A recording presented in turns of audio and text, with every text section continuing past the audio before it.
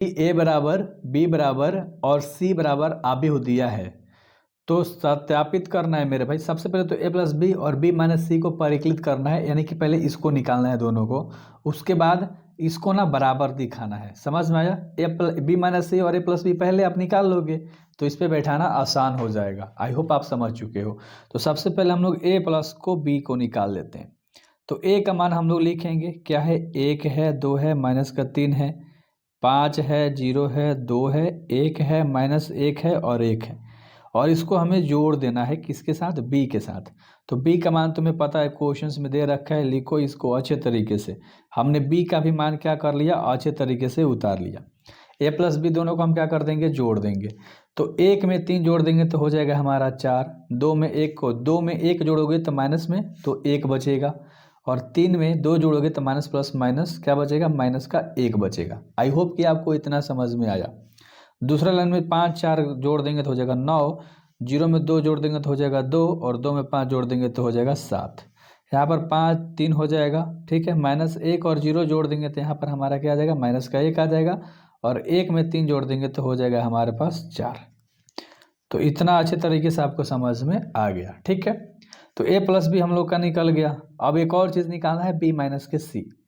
तो हम लोग बी माइनस के सी भी निकाल लेते हैं, और बी का मान रखेंगे, सी का मान रखेंगे, निकल जाएगा।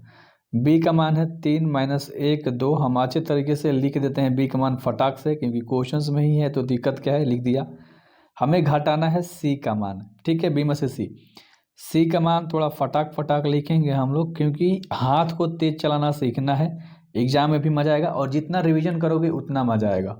अब इसको तुम घटा दो, 3 वाले 4 जाएगा तो माइनस का 1 बचेगा, माइनस का 1 वाले 1 जाएगा तो माइनस माइनस प्लस हो जाएगा, तो माइनस का 2 हो गया, यहाँ पर 0 हो जाएगा, ठीक है। यहाँ पर 4 हो जाएगा, क्योंकि 4 माले 0 जाएगा तो 4 ही तो बचेगा। 2 माले 3 जाएगा तो माइनस का 1 बचेगा, और यहाँ पर 3 बचेगा, यहाँ पर 1 हो जाएगा, माइनस 2 और 0। तो फटाक फटाक घटाना भी तो सीखना है यार, जोड़ घटावाना चाहिए, है ना। तो ए प्लस बी और बी माइनस सी हमारा दोनों निकल के आ गया।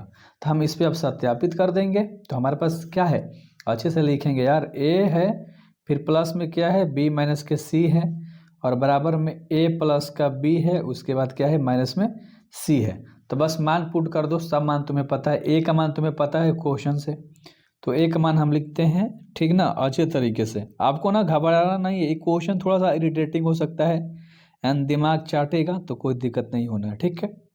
अब इसके साथ तुम्हारा जोड़ना है बी माइनस सी को। अब बी माइनस सी तुमने निकाल रखा है यहाँ पर, ये तुम्हारे पास बी माइनस सी है, तुमने निकाल रखा है, तो लिखोगे माइनस 1 है, माइनस 2 है, 0 है, 4 है, माइनस 1 है, 3 है, 1 माइनस 2 और 0 है।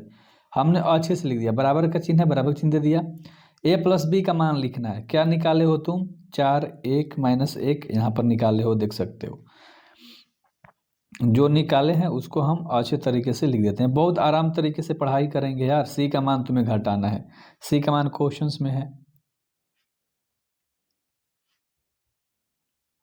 लिखा गया। अब बस इसको सॉल्व आउट कर दो, आंसर हो जाएगा।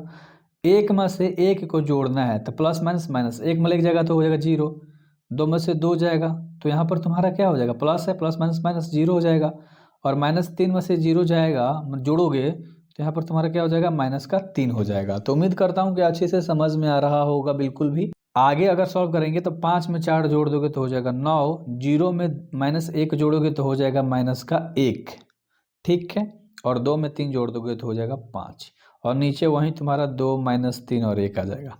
तो इधर तो निकल गया बराबर के पहले वाला। अब बराबर के बाद वाला जोड़ो, 4 में से 4 घटाओ तो 0, 1 में 1 घटाओ तो 0, और माइनस 1 में 2 घटाओगे तो यहाँ पर माइनस के 3 हो जाएगा।